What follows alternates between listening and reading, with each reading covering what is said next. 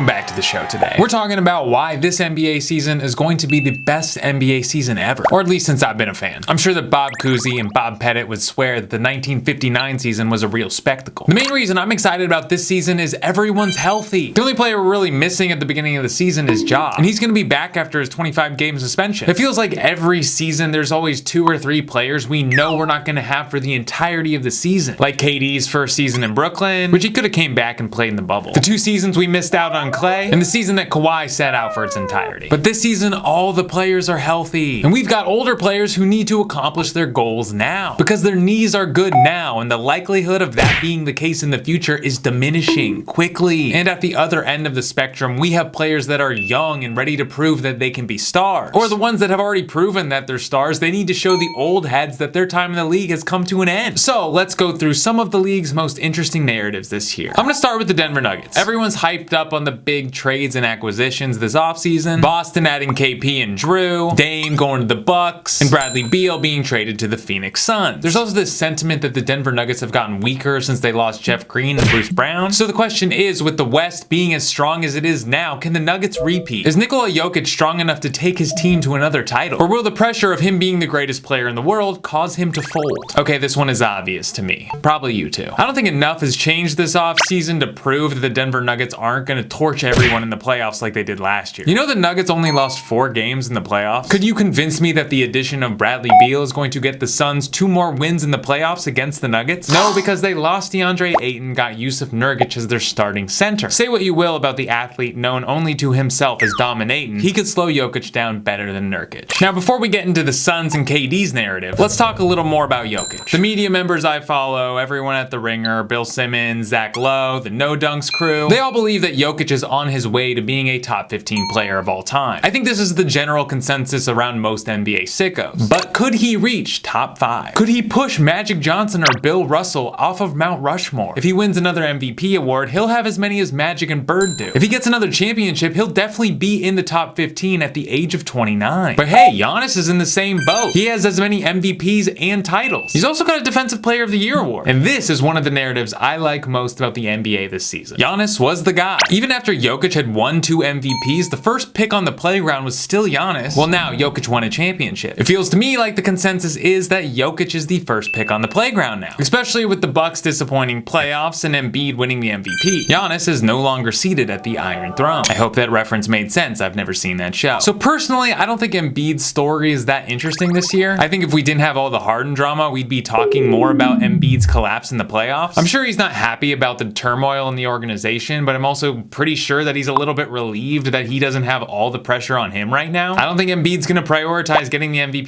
this year. He's proven he could do it, now he's gonna win a championship. The reason I don't think it's that interesting is because there's a lot of guys that are in this needs a ring category. And also, most of the talk around Embiid right now is, will he ask for a trade out of Philadelphia, not will he win a championship? Vegas reflects my thoughts on Embiid's regular season performance as well. He has the 5th best odds in winning the MVP. But interestingly enough, Luka has the number 2 odds in Vegas. This seems actually kind of high to me because Luka has had the number 1 odds the past 3 seasons to win MVP. He hasn't won it once. And usually the MVP goes to a player who's on a team that's good. I don't think the Dallas Mavericks are that strong this year, even with the addition of Kyrie Irving. As a matter of fact, after the trade deadline, when they got Kyrie, the Mavericks stunk. They didn't even make the play-in tournament. I'd have no reason to believe that the team got any better. And I know, they signed Grant Williams. But Vegas is higher than I would think on the Dallas Mavericks. So if you know why they're so high on Dallas, let me know. Leave a comment. Also like the video if you're down there already. So I think the big story here with the Mavs is Luka's happiness. It seems like every season, Cuban is trying to please Luka so he'll stay in Dallas. He's under contract for a very long time, but in today's NBA, we all know that doesn't necessarily mean anything. So the Mavs as an organization are positioned to win a championship, but according to their roster, they're looking more like a rebuild to me. We should get some good content from that team this year. Also, I think this new chapter for Kyrie in Dallas is going to be very telling. Does drama find Kyrie, or does Kyrie find drama? So now back to the Suns. There's really no story around the Suns as an organization other than the fact that Matt Ishbia, the owner, is really going for it. Next year, they're gonna have the most expensive payroll in the league by far, which is a strategy that's nothing new. The Warriors and the Clippers have been racking up luxury bills for the past couple years. Rich guys got money. And when teams have a window, they should just go for it and eat the luxury tax bill. And if it doesn't work out, trade all your players, get a bunch of draft picks back, and stop paying luxury tax. It's the circle of life in the NBA. So the story here is Kevin Durant. KD only has has a couple more seasons to prove, can he win a championship without the help of Steph Curry? The guy has an MVP and 2 finals MVPs, but I believe that most people would consider KD better than Steph Curry. I wouldn't, but I believe most people would. But if you're ranking best players of all time, Steph Curry is always going to be higher than Kevin Durant because he has 4 rings and 2 MVPs, and by all metrics is the greatest three-point shooter of all time. So at this point, I believe KD is actually chasing Steph in legacy. Now, Steph, I believe, is chasing LeBron. Not that Steph could have a better career than LeBron, but he could end his career with 1 more championship than LeBron, and that would really upset LeBron because over the next 50 years, until we're all dead, people are going to be talking about the fact that Steph Curry got 1 more ring than LeBron James. And as for LeBron's narrative, I'm kind of checked out from it. I knew he'd get the all-time scoring record. It's, can he be better than Michael Jordan? I don't think he's going to get 6 rings. I've kind of given up on that story. And the reason being, Jokic is too good, and Denver Nuggets are too good. I think for the remainder of LeBron's career, they're going to be stuck behind Denver. And with LeBron, I'm more interested to see if he plays with Bronny and Bryce. But that's a story for another season in the future, not now, so let's move on. Let's talk about the players who have something to prove. Let's start with Zion Williamson. Zion at this point is less known for his big dunks and his field goal percentage and more known for missing games. Unfortunately, it sucks. Zion has missed half the games in his career and unfortunately has never seen the court in a playoff game. So the story here is, can Zion stay on the court for 65 games and maybe see 1 playoff game? This is a critical year for him because if he doesn't make some noise and meet some of the expectations, he's going to go down as the biggest draft bust in NBA history. The next player with something to prove is Ben Simmons. Ben Simmons became the joke of the NBA after failing to hammer down a dunk in the 2021 playoffs against the Hawks. A snowball of insecurity ascended down Ben Simmons' ego, ultimately leading him to be too afraid to even go into the Philadelphia 76ers practice facility. I know he went in one time. This led to him being traded to the Brooklyn Nets, where his timid playing style forced the Brooklyn Nets to shut him down for the season. On top of that, he was on JJ Redick's podcast and he got called out by JJ for not taking responsibility for not dunking. You don't know it's Trey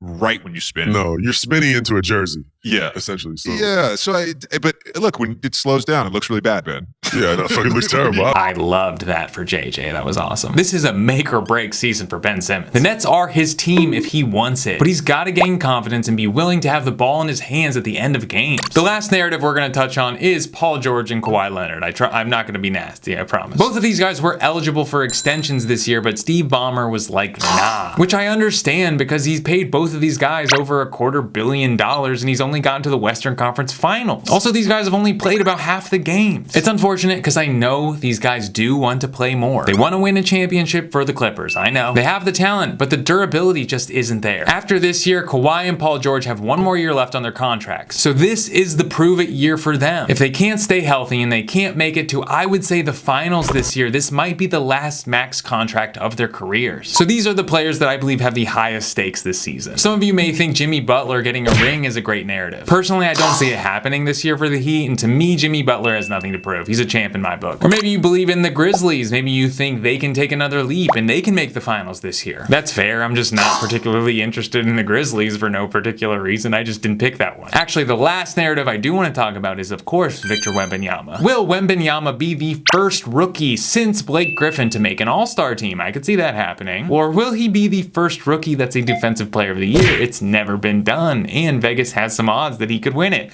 Also Chet Holmgren, so there's that too. Or will he be tragically injured in the middle of the season, proving all the haters right? Probably none of the above. I think Pop and the Spurs are going to slow play this. He's probably going to be on a games and minutes restriction the whole season, so that's going to keep all those things from happening. All right, well, that was clearly just a stream of consciousness, so I obviously might have missed stuff, so let me know. I always reply. If you liked the video, please like the video, and be good to your mothers. Eat a corn dog.